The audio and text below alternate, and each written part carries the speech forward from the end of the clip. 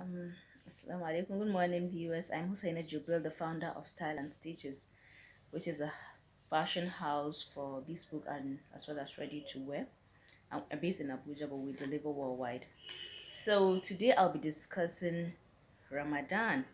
Alhamdulillah, we are able to witness the beginning of Ramadan, or most of us are able to witness the beginning of Ramadan, and we pray that Allah will spare our lives to be able to do so many good deeds and then witness the end successfully, inshallah.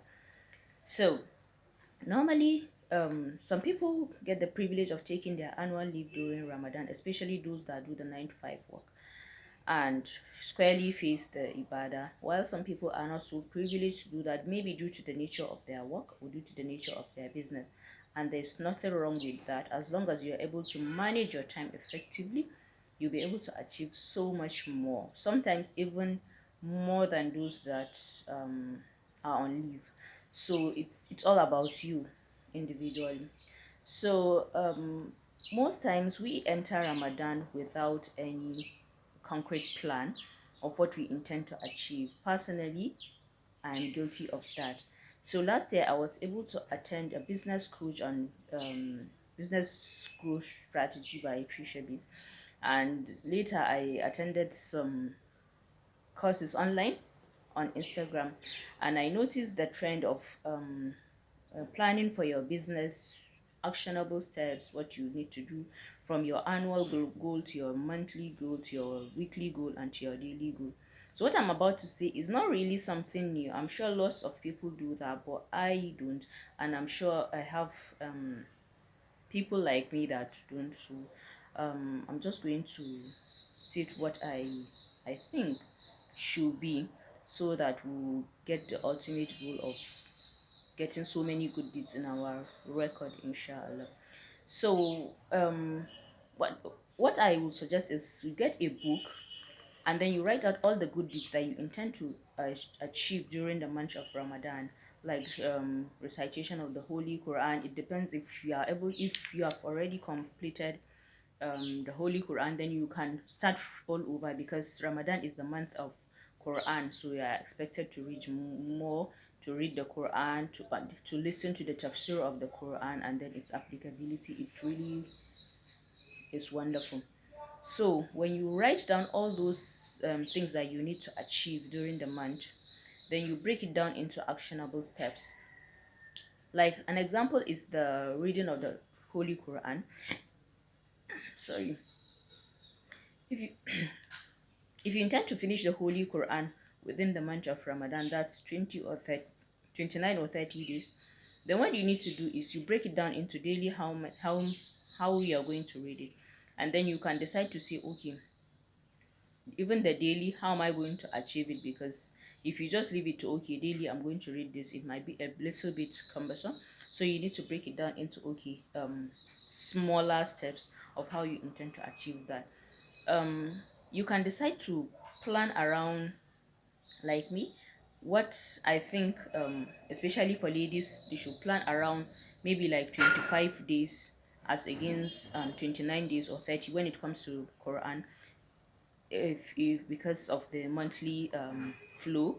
But if you're of the view, if you're of those that believe that you can actually take the Quran to read even if you're on your monthly period, then you can plan it for the 30 days or 29 days. So what you need to do is say, okay, you need to read 25 pages of the Holy Quran each day, or 20 pages of the Holy Quran each day. And then you need to do this. You need to, how many people are you going to feed during the month of Ramadan? Okay, I need to feed 30 people. How many, as in daily, how many are you going to feed daily to make up that number, and things like that.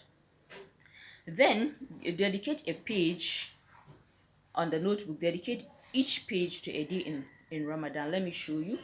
I don't know if you can see this. Ramadan day 1, then I put the date.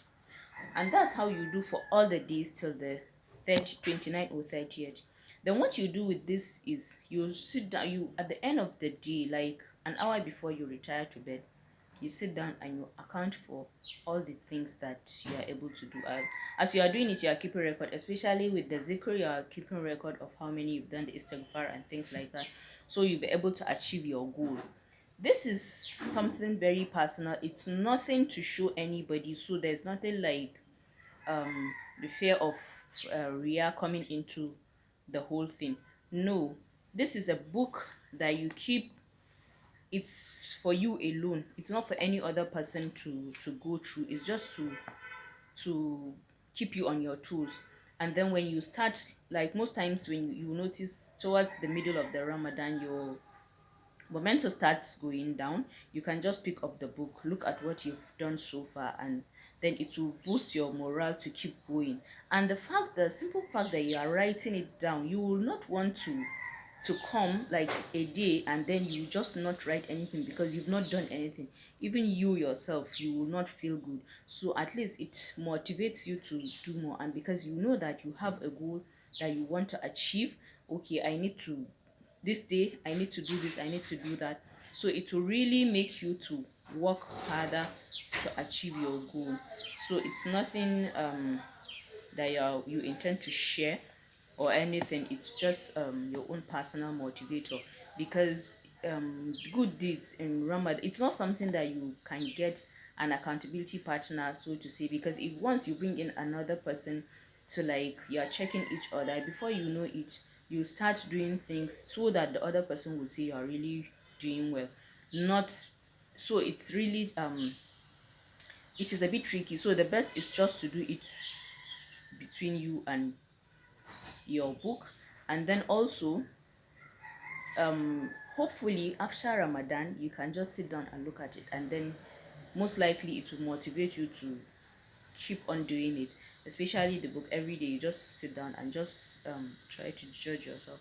I know it's not easy, we get busy and everything, but it is really it will really be good for us if we should do that.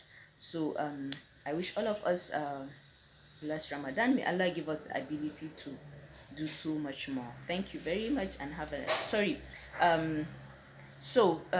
About our sewing, what we are doing this year is that each cloth, as you bring a cloth, we assign a number to it, and once that number reaches, then irrespective of the day, we're going to close collecting for Salah, inshallah. So hurry up and bring your fabric so that you get your clothes on time. Thank you and have a great day.